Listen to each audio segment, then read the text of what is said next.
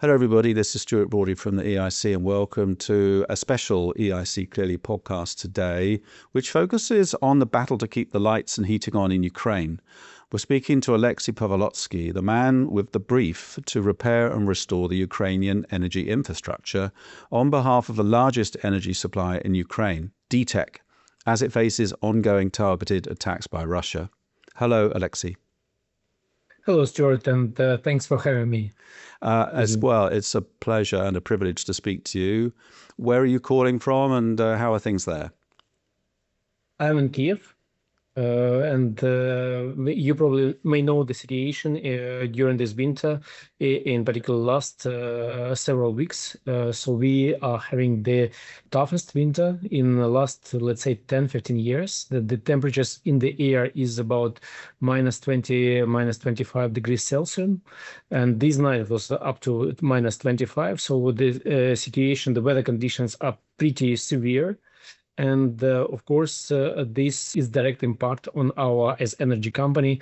After the shelling, it is much harder for us to recover because people work on the open air, and you can imagine how difficult it is to work with the metal, with the concrete structures on the open air. So yeah, the situation is quite difficult for us, to be honest. Let's just start with a little bit about you, if I may. You studied law in Leicester, actually, in England. Is that right? I was a British Chilean scholar many years ago, and I studied, it was master degree, and it was in community policing and social conflict. So it was not law, but very close to the law area.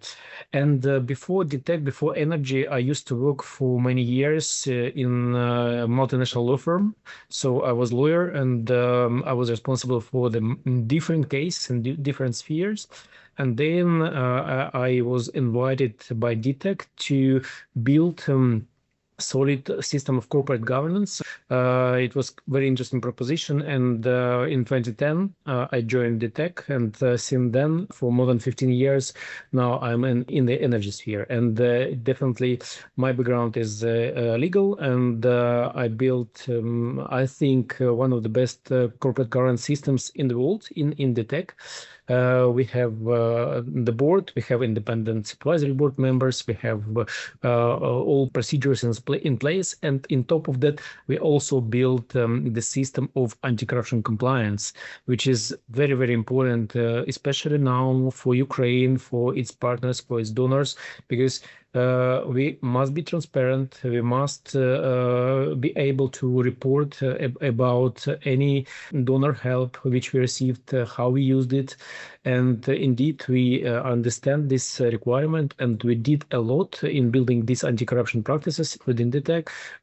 We built internal control mechanisms. We built special CRM system together with Microsoft. We employed KPMG, one of the big four firms, to help us with internal controls to be built into the business processes of the company. So we are pretty well equipped right now to work with the humanitarian aid, to work with governments, to work with donors, and this is very critical for all energy companies right now in Ukraine. Yeah, and you're on the supervisory board for DTEK.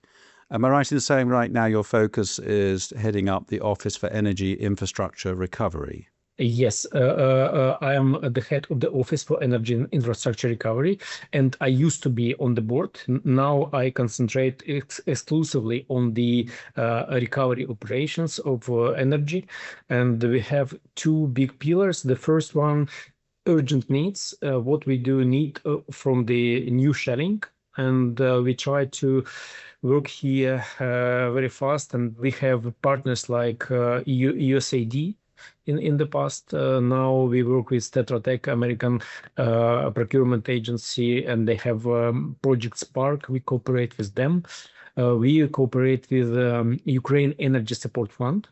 This is a special vehicle to help Ukraine during the war, and many other donors. So we try to find support for critically needed equipment. This can be financing, this can be used equipment, and we work here with all countries, with all governments, with all companies which can supply critically needed equipment. The problem here is that all power generation in Ukraine was built many, many years ago. It was 60, 70 years. It was built under Soviet Union era. And the Western European energy system is not compatible to this Soviet era system. And unfortunately, we faced with the problem when countries like Germany, Switzerland, UK, and many others, they wanted to donate equipment, big transformers and other equipment to Ukraine. And we were not able to take this equipment to us because we would not be able to use it. At the same time, we concentrate on the Eastern European countries, Baltic states.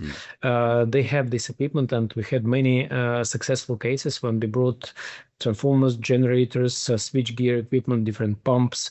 And this is quite crucial, especially after the new shelling, when you have destruction of the equipment. You need to replace a certain piece of equipment here and now. And you cannot wait months, sometimes years, until all procurement processes will be completed. And this second-hand equipment also helps a lot. DTEK is a private investor in Ukraine and the largest energy company in Ukraine. Is that right? Yes, this is the largest, biggest private investor in Ukraine into the energy sector. Yeah, so invested, I understand, 12 billion euros of invested capital since 2005, which was when the company was established. Yes. With CEO Maxim Timchenko, who's still CEO today, so 20 years, and a huge employer of people, right? I mean, more than 50,000 people working for the business. Is correct. So help me to understand a kind of big picture. So what does the Ukrainian energy industry look like? And perhaps kind of pre-war, go back 2021, 2022.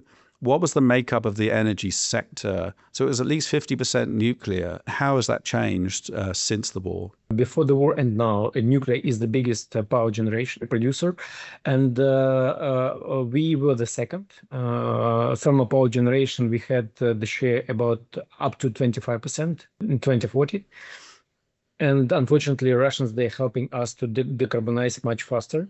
And before the war, we had many power units which were in reserve, which had plans for decommissioning, and we had plenty of potentially free spare parts. Unfortunately, we used them a lot. We don't have stock at this moment of time. And again, as you asked, nuclear is number one, thermal power generation number two, then hydro, and of course, different renewable generators like wind power plants, solar power plants, and they develop during the war, despite the war. And as DTEK, we were probably the only one company which invested in 2023 into Ukraine. We start building Telegulska wind power station. And in 2023, we built the first stage, 114 megawatt, and commissioned them. And it was a huge project and a big decision for us. And it had huge impact on the population of south part of Ukraine, because at that time, Russians, they were occupying some of the regions like Kherson in the south part of Ukraine. Lots of attacks every day, sharing on energy infrastructure, and it was huge deficit of electricity in that area. And we built this first stage, and this year we are going to complete whole project. It will be 500 megawatt of green energy in Ukraine, and we continue developing new projects. We understand that we cannot wait until the war is finished. And we must start preparing investments for the future, modernization projects in Ukraine today. And we do a lot as DTEK, and we encourage potential partners, energy companies, manufacturers of energy equipment to join us in this big journey. I do believe that after the war, we will have a kind of Marshall Plan for Ukraine. Lots of investment will flow to the country, and definitely we must rebuild Ukraine even better, much stronger, much more modern country and energy system than it was before. We are trying to create the projects according to the principle build back better. And indeed, this requires technologies, this requires partners from Western Europe, from USA and many other countries.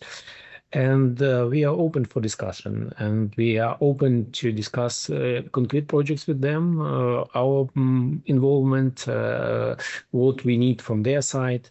And indeed, this work has already been launched, and we do a lot in this sphere as well. I'm interested in something you said there around, I mean, obviously the attacks on your thermal power plants are, as you say, accelerating the move to renewable power. So I guess put it another way, you're having to focus on a decentralized power structure and a resilient power structure. So you're finding then that renewable power sources is the best solution for that? Or are you also facing a situation where your donors and your government supporters, they are putting conditions on the provision of providing support around the power sector that they want it to be renewable equipment?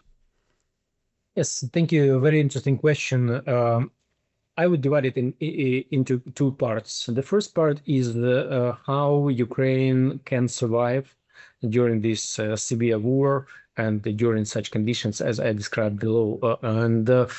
Here, the first thing is that thermal power generation is the fastest and the cheapest alternative of how we can have a generation in this country. And that's why we are talking to the Minister of Energy, to our government, to our partners and donors. Everybody understands that this is the best alternative, and we do need equipment to recover power generation as soon as possible. And we have indeed the support from Ukraine Energy Support Fund, from different governments, from different energy companies, and this is crucial. Indeed, unfortunately, we work in the mode which I described, like you are mopping the water on the floor. But the crown, the tap is open, and the water is coming and coming, and you still must mop the wall on the floor.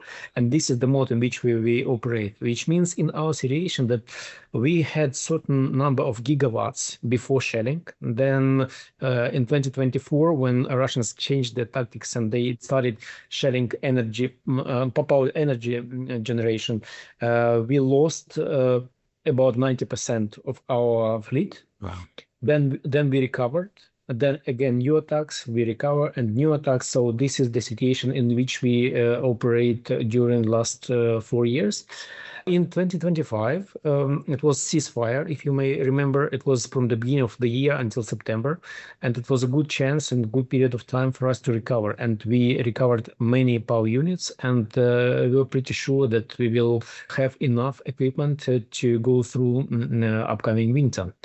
Unfortunately, Russians started heavy shelling since October, and up till now, since October until today, we had 10 massive attacks on power generation. All 5 power stations of the DTEK were damaged. 3 of them are not fully operational at this moment of time, and 2 are partially operational. And this is key. This is key because we don't have enough generation within the country.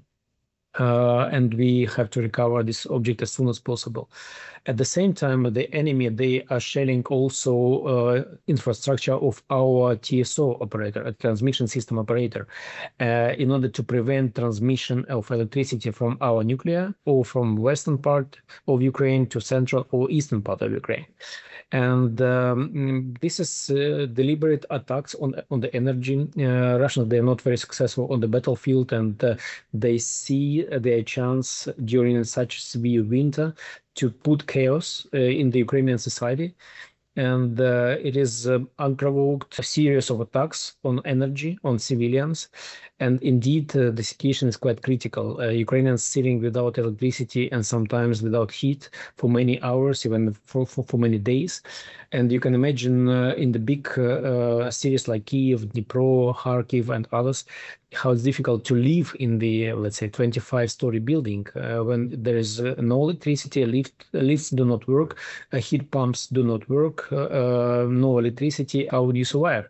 So it is pretty tough. for Ukraine to live in conditions like that. And the first call to our donors and partners to help us to survive. And energy system of Ukraine is in the survival mode at this moment of time. And this help with equipment is critically necessary. Without that, it would be impossible to survive in conditions like that. And this equipment that you're needing in this survival mode, which totally makes sense and understandable, so that is either the sort of Soviet era replacement equipment that comes from Eastern Europe, or is that like emergency diesel generators? Here we are talking about used equipment from Soviet era, which can be quickly deployed and installed on our objects. So this is the key probably in the conditions like winter. You have just, let's say, a few weeks in order to find equipment, in order to bring it to Ukraine and install. Sometimes it is possible, and we do that. At the same time, we are talking to our donors to buy new equipment, because all equipment is all equipment. You understand that the quality, the operational capacity, etc. And we also buy for the money of donors. Actually, they buy. We don't receive the financing, and we don't need the financing. We need equipment like transformers and other equipment. So they supply new transformers to us, we replace them, and provide a stable operation of the system. Yeah, so the second part of the question was, are you also under pressure to, if you like, change the infrastructure to be more renewable equipment as well? Yes, the first is to survive during the war, and this is we are talking about survival mode of energy system. Yeah. And the second, this is our future. This is about a modern energy system. I believe that Ukraine will be in the European Union quite soon, and indeed we have huge capabilities and possibilities to be in the future the energy security partner for Europe. And to do that, we need our system to be rebuilt according to EU standards. We need to be fully compatible. And we need to have a more decentralized system and a more greener system. And this is our strategy as the company, and this is the strategy of Ukraine as the state. We understand all requirements regarding decarbonization. We understand all our needs during the war. We understood that to have centralized power system may be not very beneficial, and we concentrate on building more renewable objects of smaller scale in different parts of Ukraine. As well as battery storages. Battery storages also is a quite new story for Ukraine. And last year, in September, we just completed one of the biggest, best systems in Ukraine, maybe in Europe. This is 200 megawatt battery storage system, which is deployed in different regions of Ukraine. And it helps a lot to our transmission system operator to balance the system. So indeed, if we're talking about modernization, about the future of energy system, we need to rebuild more decentralized and more greener objects. And just for you to understand in the numbers, if we are talking about how it's difficult or how it's easy to hit power station, you can imagine if one missile, and the Russians, they started very precise attacks on us, hit one power unit, they can destroy in one attack by one missile 200 300 megawatt power unit. If they try to hit a wind power station, so it's dozens of wind turbines, and it is much more difficult for them to hit one turbine. So if one turbine is hit, it's just 6 megawatt in our case, not 200, not 300. So it can be the game changer. Yeah. For the war. And of course, we understand that in the survival mode, of course, we need thermal power generation, and it will help Ukraine until we rebuild it, until we modernize it according to our strategic plans. But the future is greener and decentralized. Yeah. And I raised diesel gensets as emergency backup. So those are more than also needed because there's constant requirements, I know, for like hospital backups, school backups, and government building backup, and so through. So this is an ongoing requirement, and you're always looking for that equipment as well.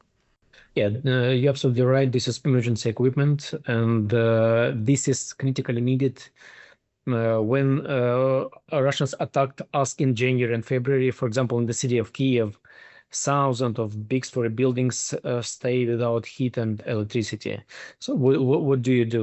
You cannot recover the centralized systems very fast. It will take months to recover. And people live here and now in these conditions. Of course, the government and the local authorities, they try to find mechanisms how to obtain diesel generators, how to build small gas generation in the cities, and this is also very important. And thank you very much for UK government for supplying such diesel generators to Ukraine.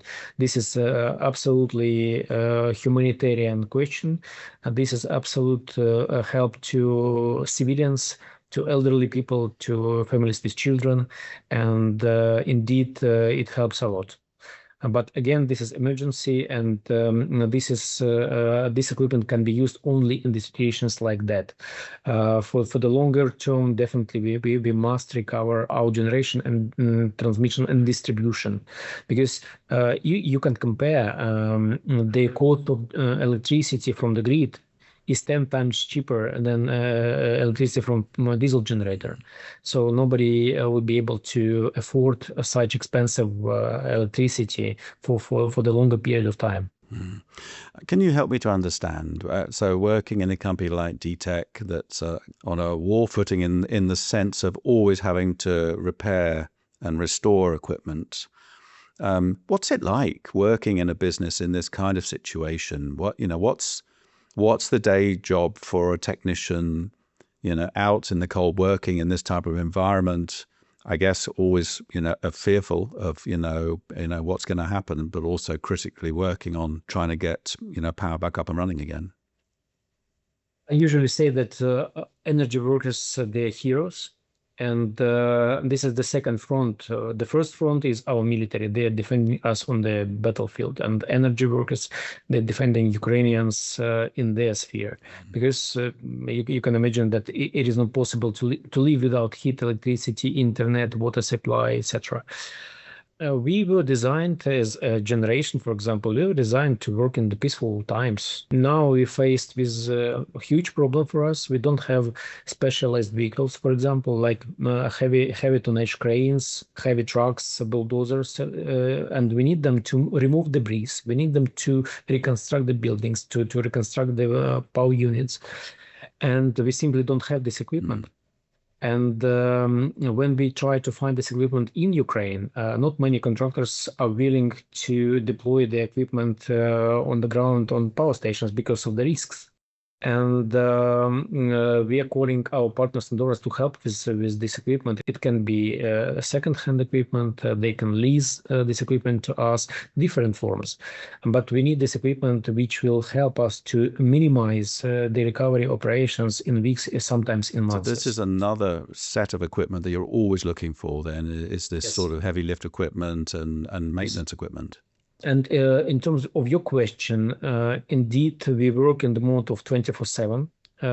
We have 3 shifts. We understand that we must work fast.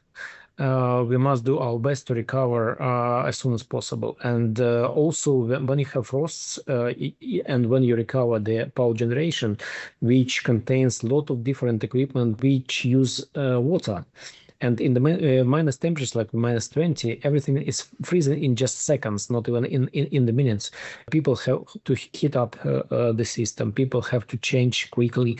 So indeed, we work in the mode of 24/7. To do that, we use all our available personnel. We use subcontractors who help us a lot, and we also use special government services. This is like emergency services. They help with the removal of debris and after the attacks.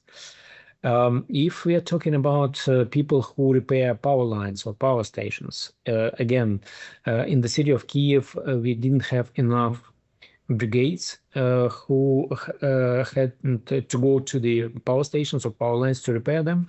And we even decided to bring a certain number of potentially available deficit brigades from different regions where we operate. And the same state did for state-owned companies. They brought into this big cities brigades from western part of Ukraine to help in recovery operations. So the deficit of engineers, energy workers is huge.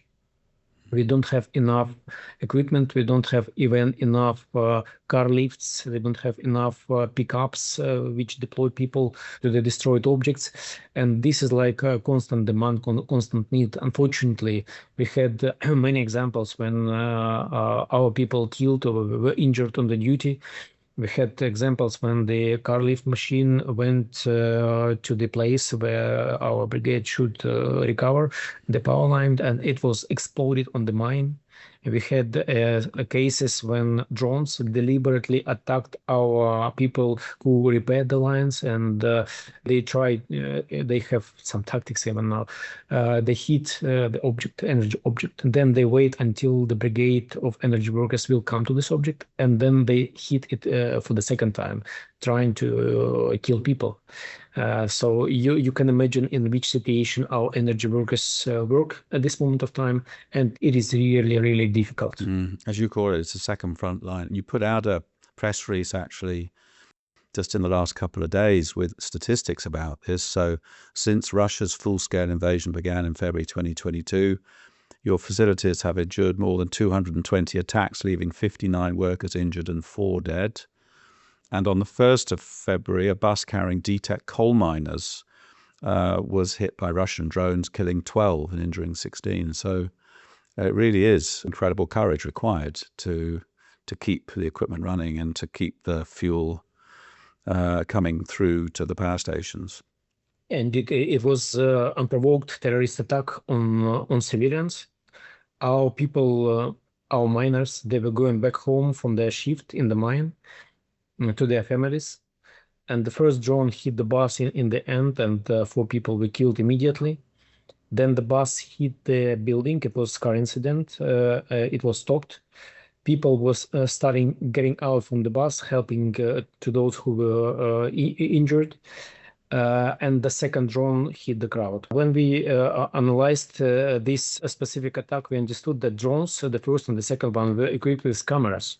So the pilots, they understood that they're hitting civilian bus, not military. They're hitting civilian miners on the ground, and they killed so many people and injured so many people. So this is like a war crime against our people, and this was our biggest loss in one day during these 4 years of the war. Can you help us to understand what it's like to be a resident, living in Kiev right now? Are there attacks, every day or every night, and dealing with the cold? How do people go about their lives? Indeed, to live in Ukraine is not easy. When I go on the business trips, on different meetings and different conferences abroad, it's like 2 different worlds right now. Very peaceful Poland and other European countries.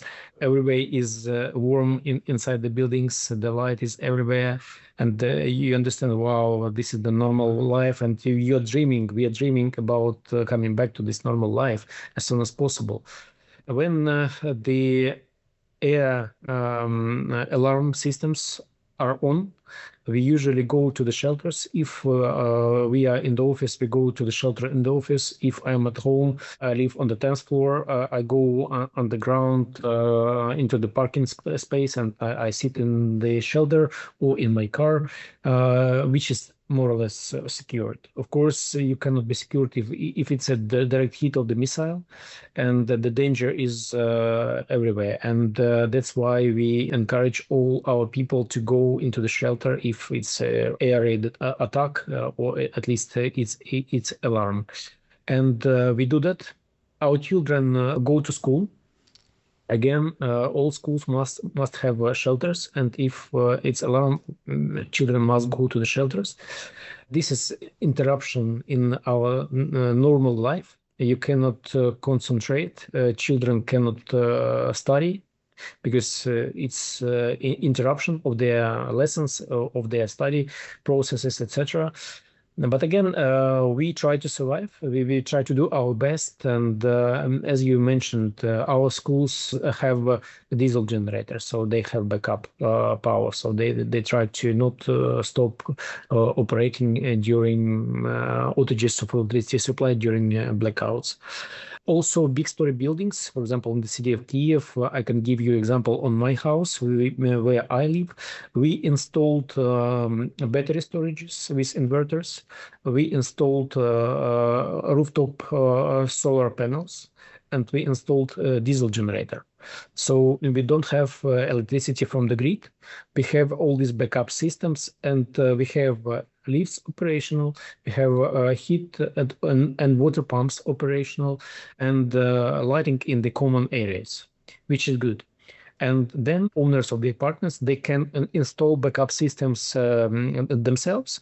And I have also such a system for my apartment. So I sometimes I do not even mention when there is no electricity from the grid, because I have this backup system which is on automatically. Because of the war, we are most equipped citizens in the world how to deal with blackouts. This is not the practice which you can be proud of, but this is the practice which is absolutely necessary for you to survive.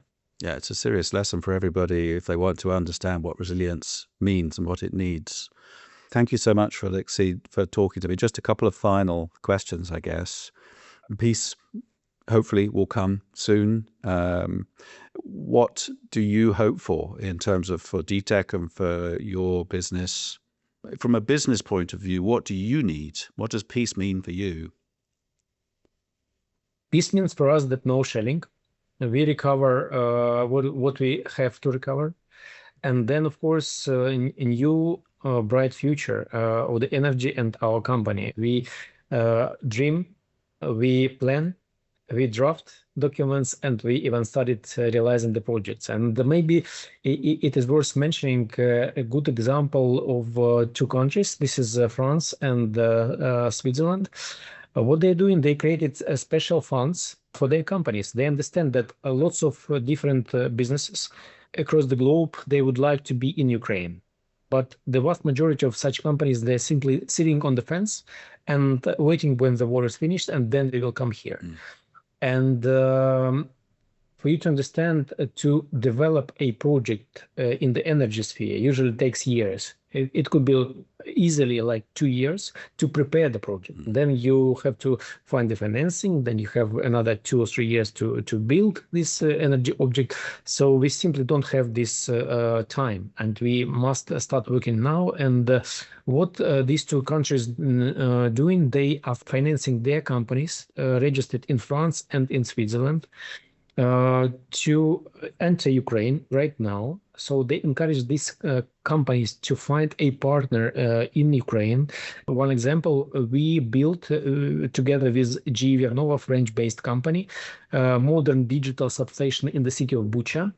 Bucha was one of the first cities occupied by Russians in the first months of war, very famous name, lots of crime were committed there. And we built together with this French company modern digital substation, which is our future. This is for the future of the region. And this is like a great example. So this financing helping Western companies to come to Ukraine right now. It helps them a lot to take this first mover advantage, and to find partners like DTEK here and now. And I think that this is just a great example. And I think if UK could consider creation of such a program, we'll be happy to give our understanding, our advice, how it could be structured for the energy system of Ukraine, what are the key points for the future projects. And indeed, I think this is a great example how we together can help Ukraine to become, as soon as possible, modern Western European style country and the energy system. A final question. What do you need while obviously the battle continues? What do you need from people around the world to know, and how can they help?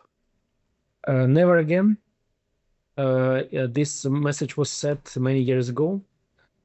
I would recommend to think our big politicians how to indeed not repeat never again, because it was unprovoked war started in 22 by Russians against peaceful developing, modernizing country as Ukraine. And indeed, we as civil society, we cannot allow another war like that to be happened in the world. And Ukraine, I believe in its bright future. I believe it's in its European future. And indeed, it will be a great country which will contribute to the development of the entire European Union in the nearest future. Our people are bright, they are well educated, they speak English and many other languages. And I do believe that many people will come back home as soon as the situation will allow them to do so. With different languages, with different skills, and the partners and donors help will indeed help Ukraine to rebuild back better and be one of the best countries in the world. I think that's a very super message. Rebuild better. Thank you so much, Oleksiy Povolotskiy, for spending time with me today. Obviously, I say to you and all of your team, best of luck. Stay safe. Thank you again. And looking forward to supporting you when we can in the future.